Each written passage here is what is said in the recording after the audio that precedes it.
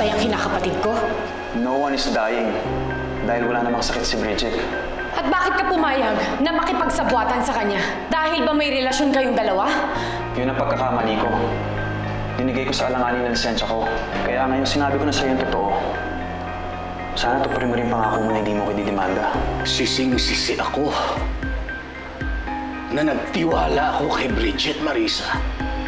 At katulad ng sinabi ko, galit na galit ako! Dahil niloko na tayo. Secret lang po natin na wala po kayong sakit. Yes, anak. Sikreto lang natin na wala akong sakit. Okay? Okay. Niloko mo ko, Waldy. Sabi mo sa akin may sakit talaga si Bridget. Paano mo nagawa sa akin yun? Bakit mas pinili mo kampihan si Bridget kaysa sa akin na kaibigan mo?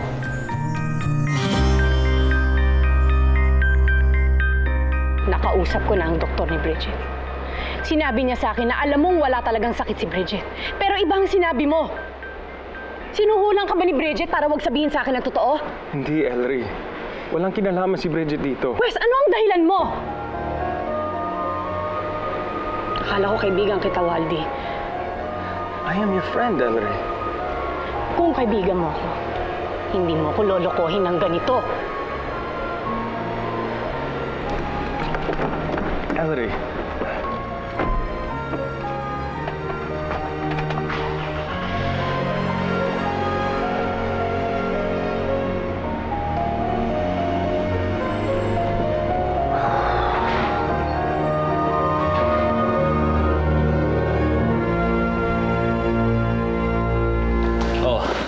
Saan niyo gustong kumain mamaya? I want to eat dumplings, Daddy. Chinese food. Bridget, okay lang ba sa'yo yun? Okay lang. Kahit saan, basta kasama ko yung mag-ama ko. O sige. Mag-iingat kayong dalawa, ha? Opo, Daddy. I love you. I love you too. Kiss, kiss! Halika na. Mag-iingat, ha? Yes. Sa yung seatbelt mo. Let's go, anak. Bye. Bye, honey.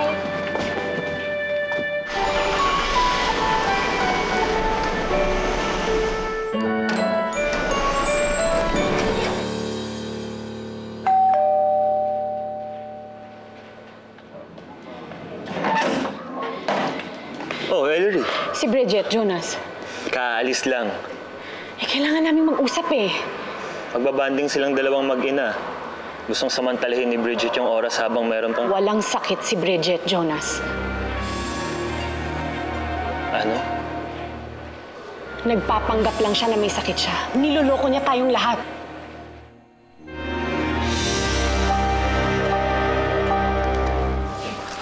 Almost too late.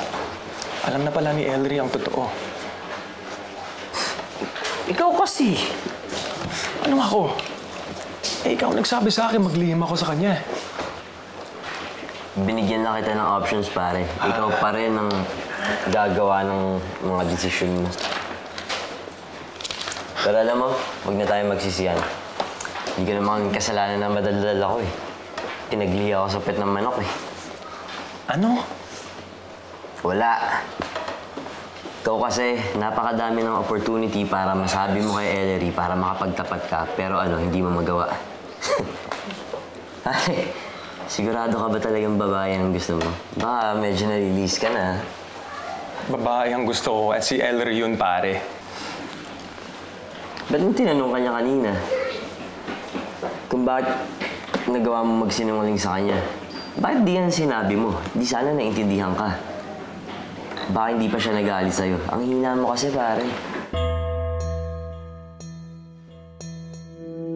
Hindi ko maintindihan eh. Merong diagnosis si Bridget ng doktor at ang malinaw doon na meron siyang cancer. Jonas, kasabwat ni Bridget ang doktor niya. Pero Ellery... May relasyon silang dalawa, Jonas. Hindi ko masabi sa'yo ito noon dahil ayoko masira ang pagsasama niyong dalawa ni Bridget. Pero yun siguro ang dahilan kung bakit pumayag ang doktor na yun sa pagpapanggap niya.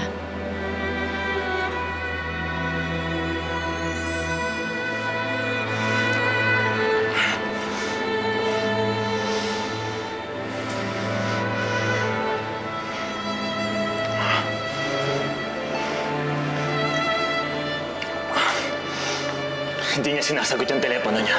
Sabi mo hindi pa sila nakakalayo, di ba? Kakaalis lang nila. Sundan natin sila, Jonas. Kailangan ko mabawi si Samantha kay Bridget.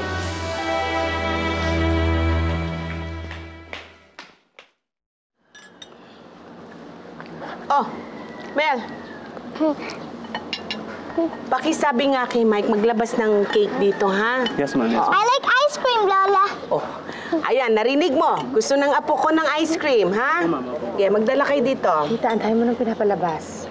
May dinner pa kami mamaya ni Jonas. Hayaan mo. Ipababaon ko naman sa kanilang natira dito pag pipiestahan nila yan. Pero, ano to sinasabi mo na ni Samantha na wala ka talagang sakit? Narinig niya kasi kami ni Jonas na nag-uusap. Ano ko nakikita nasasaktan ng anak ko, kaya umamin ako sa kanya. Bridget, ang sikreto na nanatiling sikreto dahil kaunti lang ang nakakaalam. Kain na ng kain, baby. Sige pa. Paano kung madulas yan kay Jonas? Nag-uusap na po kami. Hindi mangyayari yun. Una pa lang, alam mong problema itong gagawin mo. Pero buhay mo yan eh. Sa akin lang naman eh. Ayoko lang na sa huli ikaw ay magsisisi. Don't worry, tita. Malapit ko na pong sabihin kay Jonas na sabi ng doktor, pagaling na yung cancer ko.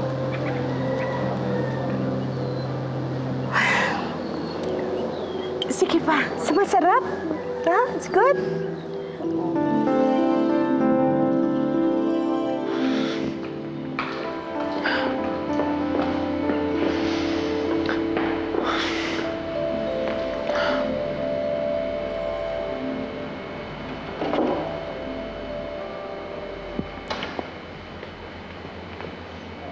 Kaya pala hindi niya sinasagot yung mga tawag ko. Jonas, hindi niya ba nasabi sa'yo kung saan sila pupunta ni Samantha? Pero tatawag na rin sa akin mamaya yon. May dinner pa kami. Okay lang ba sa'yo dito na lang ako maghintay?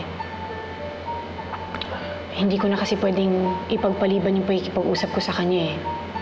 As soon as possible, kailangan ko nang mabawi si Samantha kay Bridget.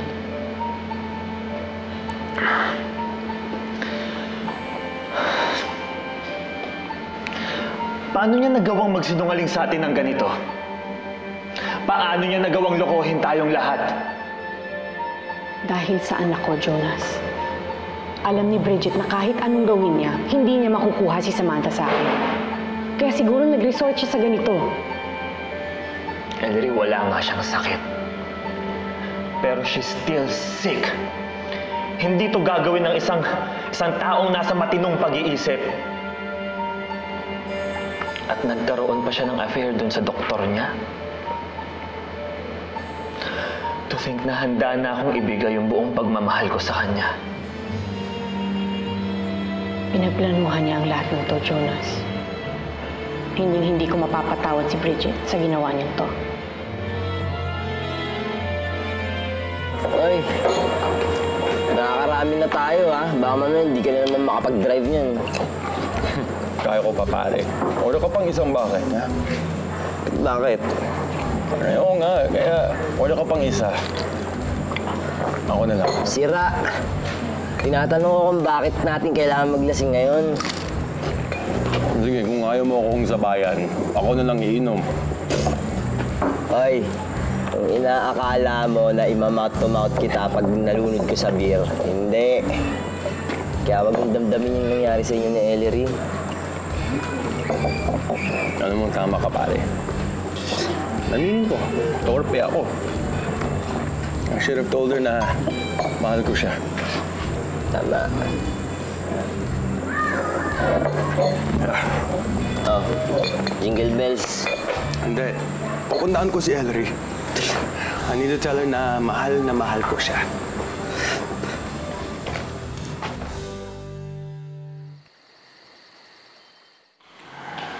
Gabi na, Jonas, ha? Wala pa rin bang balita kung nasaan na sila Bridget? May isang oras pa naman eh. Tatawag din sa akin yun.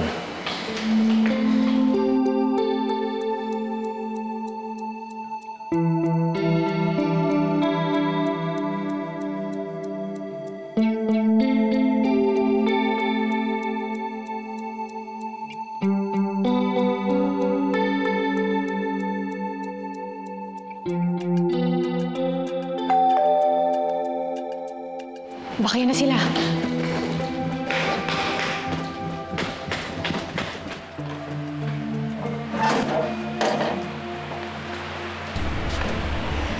Waldy? Ellery, galing ako sa inyo. Sabi nandito ka eh. Anong kailangan mo sa akin? Pare, uwi ka na. Nakarami ka na yata. Hindi ikaw ang kausap ko. Ellery, can we talk? Wala na tayong dapat pag-usapan pa. Sinira mo ng pagkakaibigan natin, kaya pwede ba umuwi ka na?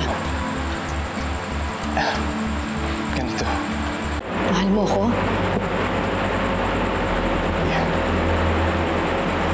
I was scared that you and Jonas would go back together. That's why I couldn't tell you the truth. Kung totoo nga ang sinasabi mo na mahal mo ko, dapat hindi ka nagsinungaling sa akin, Waldy. Narinig mo ba ako? I did that because I love you. Umalis ka na, Waldy. Sige, lasing ka na yun. Pauwi ka na eh. Umuwi ka na.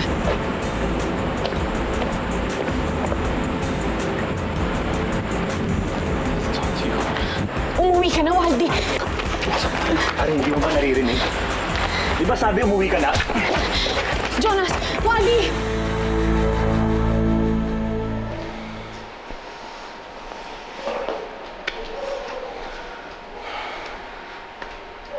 Lumalalim na ang gabi pero hindi pa rin dumarating sila Ellery. Baka naitakas na ni Bridget at Samantha? Marisa, you're overreacting again. Diba tumawag kanina si Ellery, sabi niya maghihintay sa kina Jonas? You just have to wait. But this waiting is killing me. Sumunod na tayo sa kanila. Marisa naman, hindi tayo pwedeng basta-basta na lang susugo doon. For all we know, baka meron naman logical explanation, no? O dahilan itong si Bridget, kaya niya nagawa yun. Nag-uumpisa ka na naman, Delphine. Don't get me wrong now, ha? Galit ako, Marisa. Pero gusto ko nang matapos ang problemang ito ng maayos. At kung kaya ni Ellery gawin yan without our help, then I'm all for it. Hindi mangyayari yon, Delphine. Hindi tipo ni Ellery ang susuko na lang bigla. Kaya bukas na bukas din, pupuntahan ko ang lawyer ni Ellery. Itutuloy ko na ang kaso laban kay Bridget. Sasama ako. Pipigilan mo na naman ako. No. Susuportahan kita, Marisa. Pwede pera mo ang cellphone mo. Kailangan kong tawagan si Jonas eh. Ewan ko yung cellphone ko. Punta lang ako ng office, ha? Sige. Love you, anak. Love you too, Mami. Sige, mag-juice ka na. Inumin mo yung juice mo.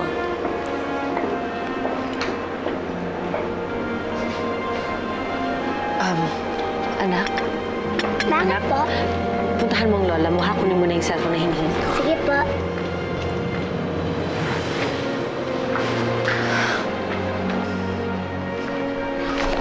Dr. Salvacion, is that your wife? O isa yan sa mga pasyente mo? She's my wife, Bridget. She's pretty. Alam mo, kanina pa kita tinatawagan. Kailangan natin mag-usap. Bakit? Kung tungkol yan doon sa Nagpunta hinihiling sa clinic si Ellery. Alam niya na wala kang sakit, Bridget.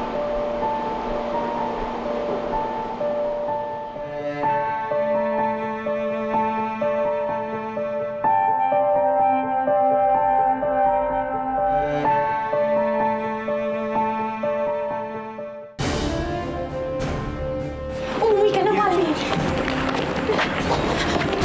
Jonas! Jonas, tama na yan! Jonas, Waldy! Jonas, tama na! Jonas! Tama na! Halika na, pumasok na tayo sa loob! Halika na! Sira ulo yung kaibigan. Pabayaan mo na siya! Halika na!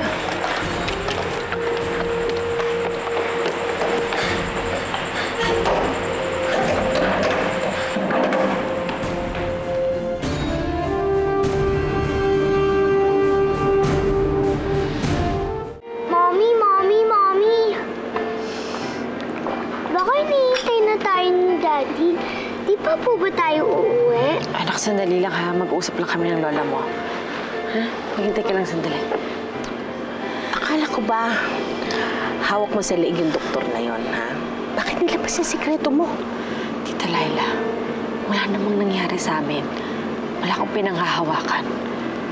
Eh, paano ngayon niya? Kung alam na ni Ellery na wala kang sakit, di malamang alam na rin ni Jonas yon. Paano ka ngayon? Hindi ko po alam. Ano hindi mo alam? Abay, kung gumagawa ka ng plano, pagkatapos wala kang backup plan, na hindi mo naisip na pwede kang mabuking. Naisip ko na po yan. Plano ko nang ilayo ang mag-ama ko para hindi na kami makita ni Ellery. Hindi mo na magagawa ngayon yan. Dahil hindi napapahig si Ellery na makasama mo pa si Samantha kahit na isang segundo. Pero anak ko si Samantha. Isasama kong anak ko.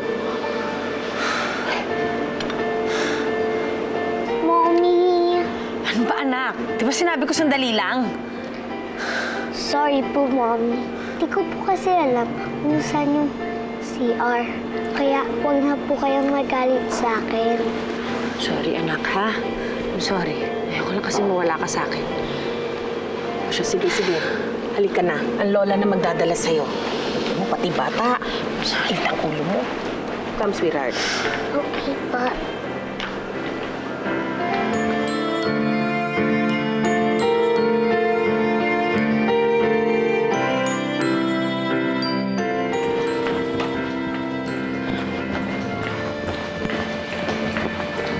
Umupo ka dyan.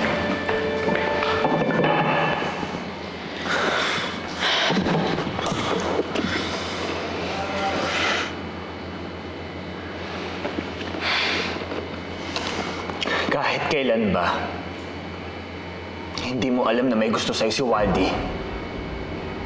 I had no idea. Matagal na kaming magkaibigan even before we met. Pero never ako nakaramdam ng intensyon mula sa kanya. Hindi mo man lang naramdaman?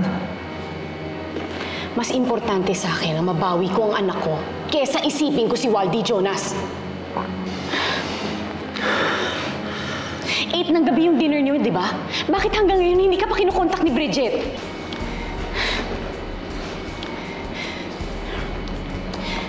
Jonas, hindi kaya nakausap na ni Bridget yung doktor niya? Baka itatakas ni Bridget si Samantha. Gagawin niya ba yun? Nagawa niya na tayong lokohin. She can do anything. Anong gusto mong gawin natin? Dalawa lang naman ang pwede niyang takbuhan, di ba? Si Tita Laila o di kaya si Aloha. Puntahan natin sila, Jonas, please.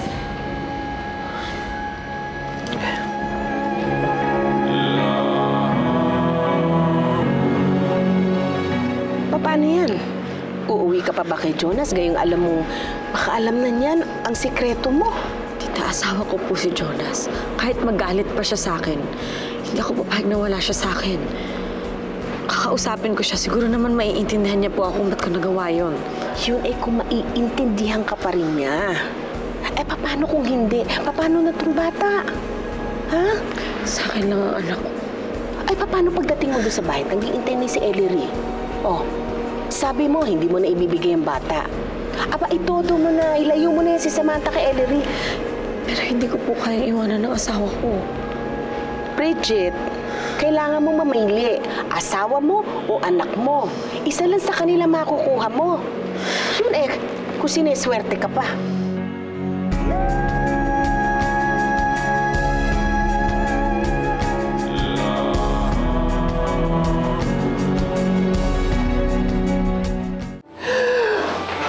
Oh my gosh! Are you too serious? Bridget is not dying? Oo, Aloha.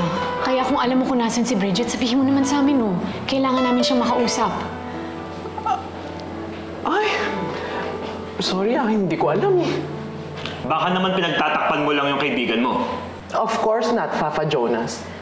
Bridget is a very, very dear friend of mine. At never ko talagang nalaman na hindi siya dying, ano? Baka pumunta siya na Tita Leila. Eh, paano kung hindi? Baka nagkakasilisihan na tayo, Jonas, eh. Puntahan mo si Tita Laila. Uuwi ako sa inyo. Baka nandun si Bridget. Teka na.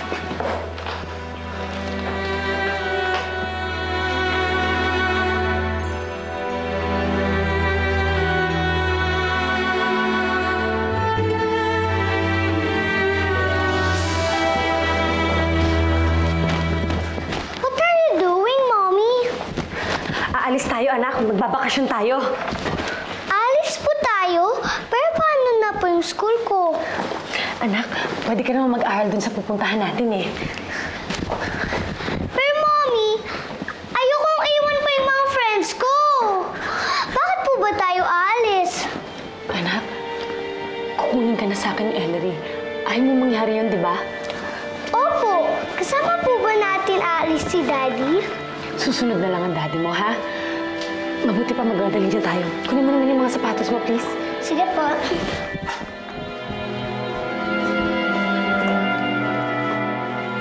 Ito po, Mommy.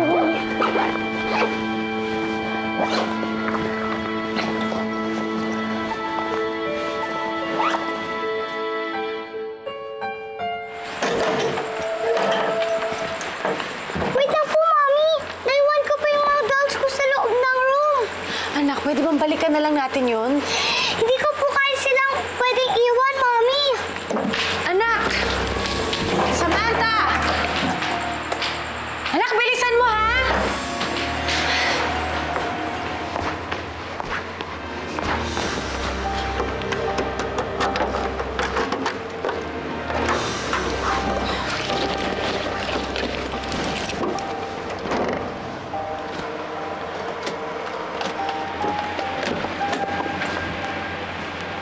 Ellery, saan ang punta mo, Bridget? Ellery, itatakas mo ba ang anak ko?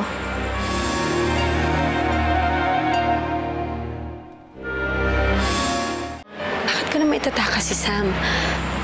Yung mga gamit niya, niready ko na kasi alam ko na may miss mo na siya. Babalik ko na siya sa'yo. Hanggang kailan mo ako lolokohin? Alam na naming lahat ang totoo, na wala ka talagang sakit. Ano? Sino nagsabi sa'yo niyan, Ellery? Ellery, I'm dying. Bakit naman ako gagawa ng kwento? Huwag ka nang mag-deny, Bridget. Alam na nating lahat ang dahilan mo. Si Samantha.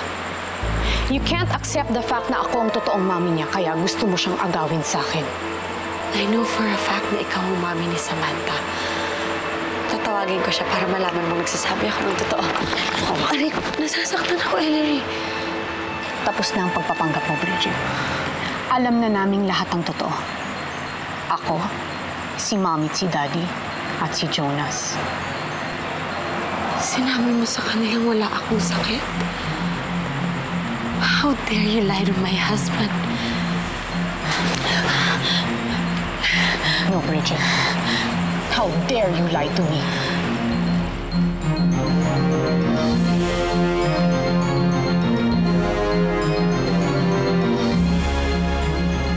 Nasaan si Bridget? Saan niya dinala ako? Kung alam niyo ho ang totoo tungkol sa sakit ni Bridget, alam niyo rin ho na iniputan niya lang ako sa ulo. Hindi ko alam kung bukas, asawa pa rin po ang tingin ko sa kanya. You stop it, Samantha! Disiplinahin na kita mo lang. Ako ang mami mo, kaya from now on, mami lang itatawag mo sa akin, ha? Pati ako kinaliwa mo para lang dyan sa pagsisinungaling mo! Hindi totoo yun. Ilang beses kayo nag-sex ng doktor mo? Nagpapacheck up ka o nag-check-in kayo sa motel? Doon nyo ginagawa yung kapabuyan nyo!